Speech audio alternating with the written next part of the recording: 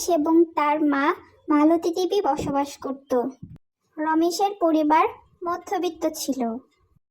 রমেশ তার পড়া শেষ করে বাড়িতেই সারাদিন বসে থাকত। রমেশ কোনো চাকরি বাকরি করতো না, সে সারাদিন ঘুরে বেড়াতো। রমেশের এমন আচরণে তার পরিবার অনেক বিরক্ত ছিল। একদিন রমেশের মা বলল, তুই তো পড়া শেষ করেছিস, অনেক দিন হলো, তুই চাকরি বাকরি করবি না? এভাবে কতদিন আর বসে বসে খাবি? সারাদিন তো বাড়িতেই বসে থাকিস, কোনো কাজ করিস না। এভাবে কি চললে হবে? কিছু তো করা লাগবে। তোর বন্ধু বান্ধবী কেউ চাকরি করতেছে, কেউ ব্যবসা করতেছে, কিন্তু তুই তুই তো কিছুই করিস না, সারাদিন বাড়িতে বসে থাকিস আর খাস আর ঘুরে বেড়াস। এভাবে আর কতদিন চলবে বল? তোর বাবাও অসুস্থ, কিছুই করতে পারে না। মাঠের জমি জমাগুলো দেখলে তো পারিস, তোর বাবা তো আর মাঠে যেতে পারে না। এই মাঠে ফসল ফলিয়ে কত টাকা আসে বল? তোর খরচ, তোর বাবার ওষুধের খরচ, আমাদের সংসার খরচ, এগুলো কিভাবে চলবে বল? তুই পড়াশোনা শেষ করে ঘরে বসে থাকিস, আমরা বাবা মা হয়ে আমাদের কেমন লাগে? শহরে যা, গিয়ে একটা চাকরি কর, না হলে বাড়িতে থেকে ব্যবসা কর। এই মালতী রমেশকে অনেক কথা শোনালো। রমেশ বলল, ঠিক আছে মা, আমি শহরে যাব। শহরে যে চাকরি খুঁজবো, দেখি কোনো চাকরি বাকরি পাই কিনা। এখন যে চাকরির বাজার, মামা খালু না থাকলে তো কোনো চাকরি হয় না। এই জন্যই তো এতদিন ঘরে বসে আছি। দেখি তারপরেও শহরে গিয়ে কোনো চাকরি বাকরি পাই কিনা। তুমি আর বাবা আমাদের নিয়ে আর চিন্তা করো না। বাবা তো এমনিতেই অসুস্থ, আমাকে নিয়ে আরো চিন্তা করলে বাবা আরো বেশি অসুস্থ হয়ে পড়বে। এভাবেই কিছুক্ষণ মালতী দেবী ও রমেশ অনেক কথা বলল। পরের দিন রমেশ শহরে যাওয়ার উদ্দেশ্যে বের হলো। মা, ও মা, কোথায়? আমার ব্যাগটা তাড়াতাড়ি আনো, ট্রেনের সময় হয়ে গেল তো। বাড়ির উঠানে দাঁড়িয়ে রমেশ তার মাকে ডাকছে। মা, তাড়াতাড়ি আসো, আমার দেরি হয়ে যাচ্ছে। এদিকে মালতী দেবী ছেলের জন্য ব্যাগ গুছিয়ে ঘর থেকে বেরিয়ে আসলো। ব্যাগটা তাড়াতাড়ি দাও মা, দেরি হয়ে গেল তো। আসছি বাবা, আসছি।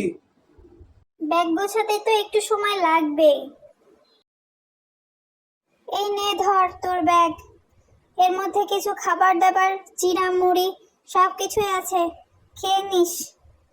ব্যাগে কিছু টাকা দিয়ে দিয়েছি, সাবধানে রাখিস, তুইও সাবধানে থাকিস। ঠিক আছে মা, তুমিও তো চিন্তা করো না, আমি আমার খেয়াল রাখবো। তোমরাও তোমাদের খেয়াল রেখো। প্রেশারের ওষুধটা ঠিক মতো খেও, আর বাবার দিকেও খেয়াল রেখো। এই বলে রমেশ তার মাকে বিদায় দিয়ে শহরের উদ্দেশ্যে রওনা হলো। রমেশ যেদিকে যেতে ভাবছিল। এই অচেনা শহর, কাউকে চিনি না জানি না, কেউ কি আমাকে চাকরি দিবে? হঠাৎ সিএনজি থেমে গেল। সিএনজিওয়ালা বলল, মামা, চলে এসেছি, নামুন। রমেশ সিএনজি থেকে নেমে দাঁড়িয়ে ভাবছে এখন সে কি করবে। তার বন্ধু শাহিন সকাল থেকে ফোন ধরছে না। সেই তো বলেছিল তাকে জব খুঁজে দিবে, এখন আর তারই খোঁজ নেই, সারাদিন তার ফোন বন্ধ। মামা, এই ঠিকানাটা কোথায়? সিএনজিওয়ালা উত্তর দিল, এখানে তো এমন কোনো বাড়ি নেই মামা, আপনাকে মনে হয় কেউ ভুল ঠিকানা দিয়েছে। এই শহরে কেউ কারো না মামা, যে এই ঠিকানা দিছে আপনারে সে হয়তো আপনারে মিথ্যা কথা বলেছে। এইখানে এই বাড়ি আছে বলে আমার মনে হয় না, তারপরে আপনি একটু খুঁজে দেখতে পারেন। সিএনজিওয়ালার কথা শুনে রমেশ একটু চিন্তায় পড়ে গেল। এখন সে কি করবে, কোথায় যাবে? এই শহরে পরিচিত বলতে তার একমাত্র বন্ধুই ছিল, আর তো কেউ নেই। সে এখন কি করবে? রমেশ রাস্তায় দাঁড়িয়ে দাঁড়িয়ে ভাবছে এবং গলিতে গলিতে সে চাকরি খুঁজে বেড়ালো, কিন্তু কোথাও কোনো চাকরি পেল না। সারাদিন কাজ খোঁজার পর রমেশ ফুটপাতে দাঁড়িয়ে ভাবতে লাগলো এখন সে কি করবে। এদিকে রমেশের অনেক ক্ষুধাও লেগে গেছে, তাকে খাবার খেতে হবে। রমেশ খুঁজতে খুঁজতে একটি পিৎজার দোকান দেখতে পেল। পিৎজা খেতে যেয়ে রমেশের দোকান মালিকের সাথে পরিচয় হলো। দোকান মালিক তার সকল ধরনের কথা শুনলো।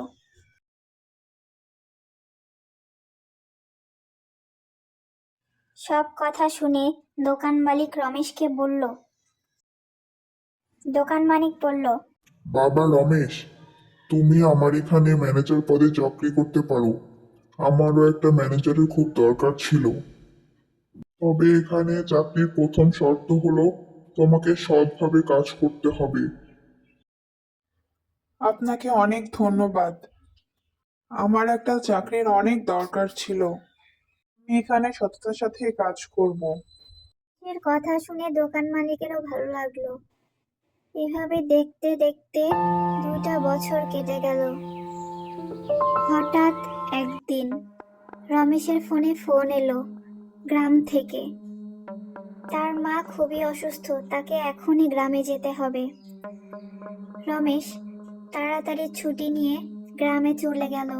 রমেশ কাজের চাপে সেভাবে গ্রামে আসতে পারে না, তার বাবা মাকে দেখতে পারে না।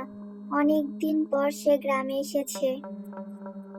গ্রামের রাস্তাঘাট ঘর বাড়ি কিছুই আগের মতো নেই, অনেক কিছুই পরিবর্তন হয়ে গেছে।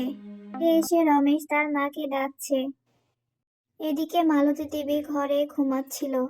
মা, ও মা, মা। উঠো, আমি এসেছি। মা। রমেশ তার মাকে অনেক ডাকলো। হঠাৎ মালতী দেবী ঘুম থেকে জেগে উঠে বসলো। বাবা, তুই এসেছিস? দিন হয়ে গেছে তোকে দেখি না। তোর চিন্তায় চিন্তায় তোর বাবা তো শেষ হয়ে গেছে। এখন আমার বয়স হয়েছে, এত চিন্তা কি করতে পারি বল? তুমি অত চিন্তা করো না তো মা। বাবা বললো তুমি নাকি ঠিক মতো ওষুধ খাও না, ঠিক মতো নাকি খাওয়া দাওয়াও করো না। ডাক্তার কাকু আমাকে ফোন দিয়েছিল, তোমাদের সব কথা বলেছে। মা, আমি ভাবছি আমি আর শহরে যাব না। এই গ্রামের সেই 4 রাস্তার মোড়ে একটা ধাবা খুলবো। তুই যা ভালো বুঝিস বাবা, তাই কর। তবে এখানে থাকলে তো বাড়িতেই থাকতে পারবি। আমাদেরও বয়স হয়েছে, দেখার তো কোনো মানুষ নেই। আর ওই 4 রাস্তার মোড়ে তো আমাদের একটা জমিও আছে, ওখানেই তুই তো দোকান খুলতে পারবি। কয়েকদিন পর রমেশের ধাবা পুরোপুরি রেডি হয়ে গেল। প্রথম প্রথম রমেশের ধাবায় অল্প কয়েকজন লোক আসতো, তাতেও রমেশ কখনো নিরাশ হয়নি। রমেশ অনেক পরিশ্রম করত, সে সারা দিন ধাবায় থাকতো। দেখতে দেখতে রমেশের ধাবার পরিচিতি পেয়ে গেল। সকলে তার ধাবায় আসা শুরু করলো। চারিদিকে রমেশের ধাবার সুখ্যাতি ছড়িয়ে পড়েছিল। আসলে কথায় আছে না, পরিশ্রমের ফল মিঠা হয়।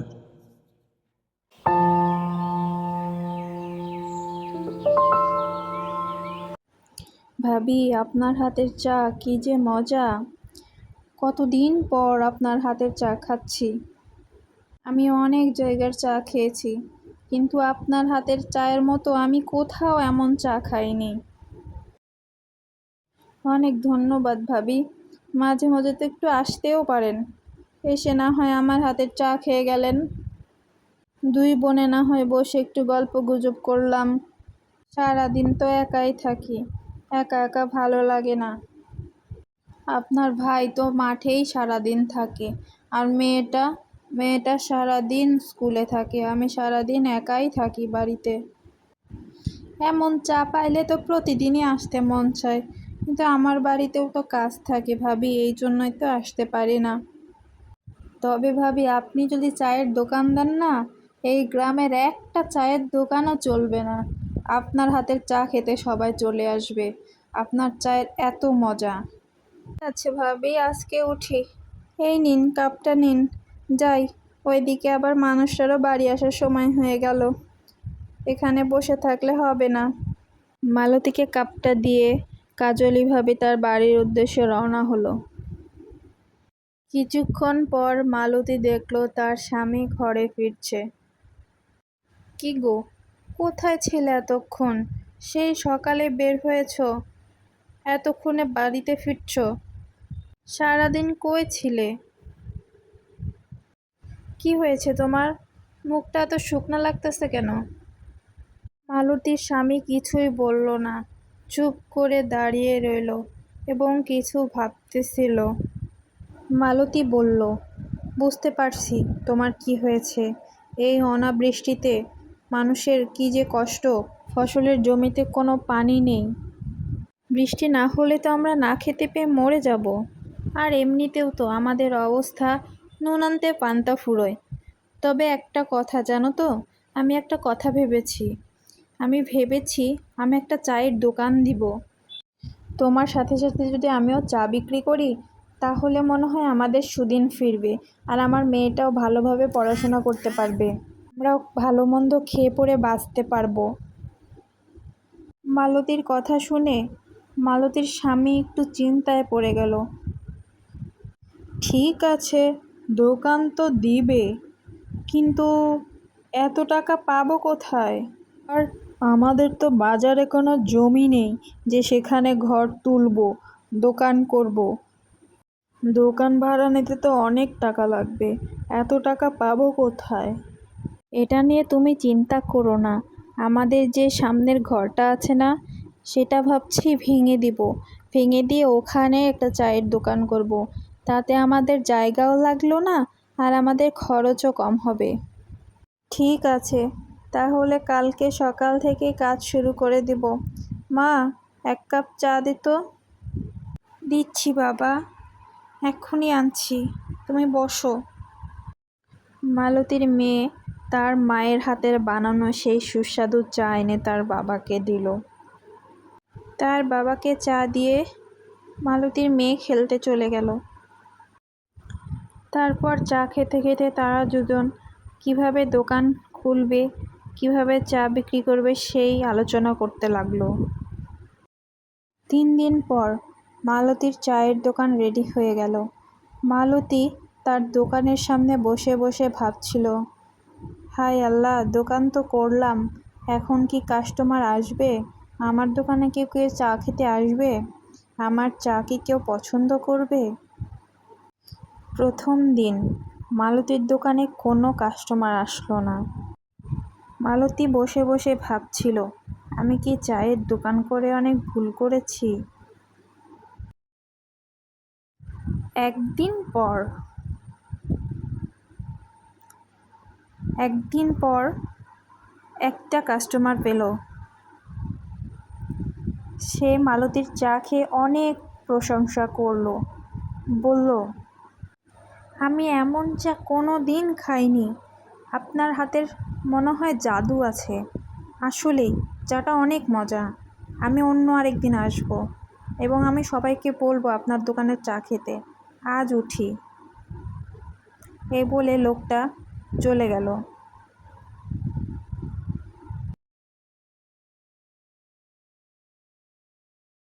দ্বিতীয়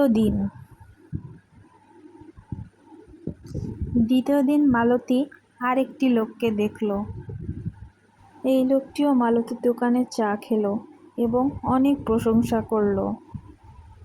এভাবেই ধীরে ধীরে মালতীর দোকানের সুনাম খ্যাতি চারিদিকে ছড়িয়ে পড়ল এবং মালতীর দোকানের চা খেতে সকল ধরনের মানুষ আসতো। মালতীর দোকানের চা খেতে অনেক দূর দূর থেকে মানুষ আসতো। এভাবে ধীরে ধীরে মালতীর দোকানের অনেক উন্নতি হয় এবং মালতীর দোকানের নাম এবং মালতীর সুনাম চারিদিকে ছড়িয়ে পড়ে। 1 বছর পর আমরা দেখতে পাই মালতীর দোকান অনেক বড় হয়ে গেছে এবং সে একজন টি কোম্পানির মালিক হয়ে গেছে। এই গল্প থেকে আমরা শিক্ষা নিতে পারি যে সবুরে মেয়া ফলে। মিথ্যা প্রতিশ্রুতির করুণ পরিণতি। আজকে আমরা দেখব প্রতিশ্রুতি ভঙ্গের গল্প। বরফ শীতল রাতে এক কোটিপতির ঘরের সামনে বৃদ্ধ দরিদ্র মহিলা বসেছিল। বৃদ্ধ মহিলাটি ঠান্ডায় কাঁপছিল। তীরে অনেক বরফ পড়ছিল। হঠাৎ শেঠজি ঘরের বাইরে এসে দেখল বৃদ্ধ মহিলাটি ঠান্ডার মধ্যে বসে আছে। আজ বাইরে কত শীত, বাহিরে অনেক বরফ পড়ছে। এই, ওখানে কে বসে আছে না? ওখানে কে কে ওখানে বসে আছে? এই ঠান্ডার মধ্যে কে ওখানে বসে আছে? যাই তো, গিয়ে দেখে আসি কে বসে আছে। কে আপনি?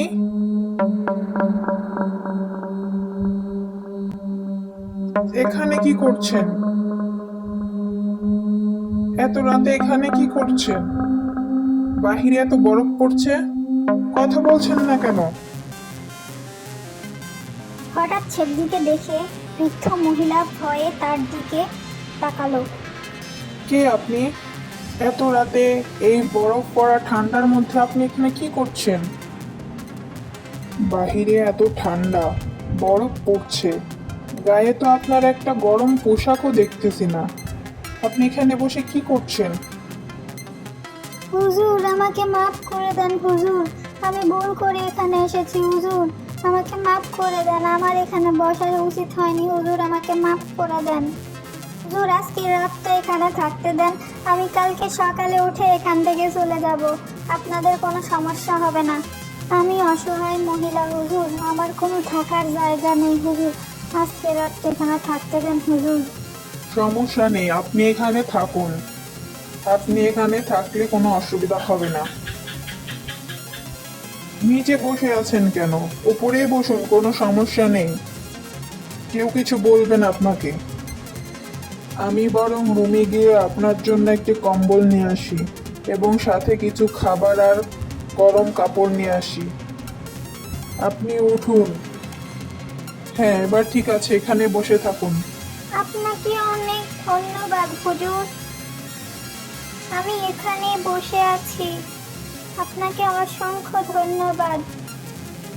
ঠিক আছে ঠিক আছে, আমি আসতেছি, আপনি এখানেই থাকুন।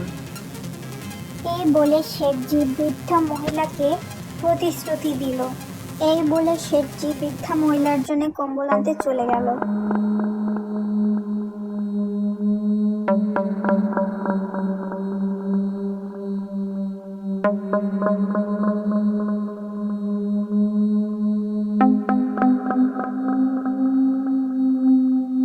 শেঠজি রুমে প্রবেশ করতেই সে শুনতে পেল তার মোবাইল ফোনটি বাজতেছে।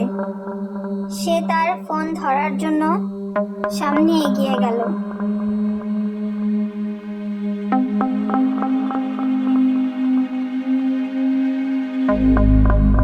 এই সময় আবার কে ফোন করলো? ওহো, কাজের মাঝে তো ভুলেই গেছিলাম, চিঙ্কুজিকে তো ফোন করার কথা ছিল, আমার তো মনেই নেই। চিঙ্কুজি মনে হয় ফোন করেছে, দেখি তো। হ্যালো চিঙ্কুজি, কেমন আছেন? ভালো আছেন? আলহামদুলিল্লাহ, আমিও ভালো আছি। হ্যাঁ, ব্যবসার তো খবর ভালো। হ্যাঁ, সব ঠিকঠাক চলছে। আপনার কি অবস্থা? ব্যবসা সব ঠিকঠাক?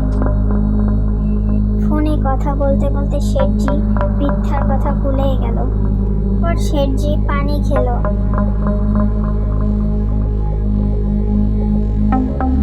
পানি শেষ করে শেঠজি এক কাপ কফি চাইলো। আহ, কফিটা যা হয়েছে না! শীতের রাত, বাইরে বরফ পড়ছে, এক কাপ কফি না হলে চলে? এখন ঘুমাতে যাই। এই বলে শেঠজি নিজের ঘরে ঘুমাতে গেল।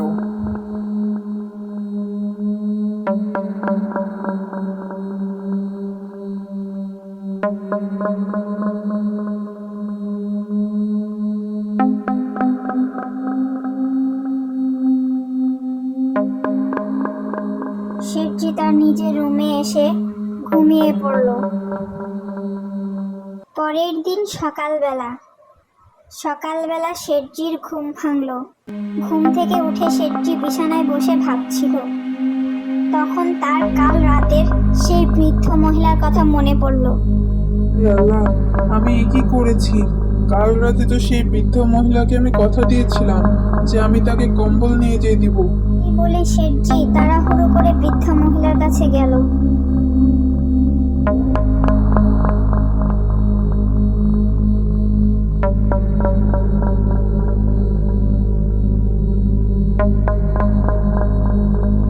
শুনছেন? এই যে শুনছেন, আপনি শুনছেন? শুনছে না কেন কথা আমার? শুনতে পাচ্ছেন? আমার কথা শুনতে পাচ্ছেন আপনি? মহিলাটি কথা বলছে না কেন? শুয়ে মনে হয় ঘুমিয়েছে। যাই তো দেখে আসি। সারা রাত যে বরফ পড়েছে, এখনো বরফ পড়ছে। যাই।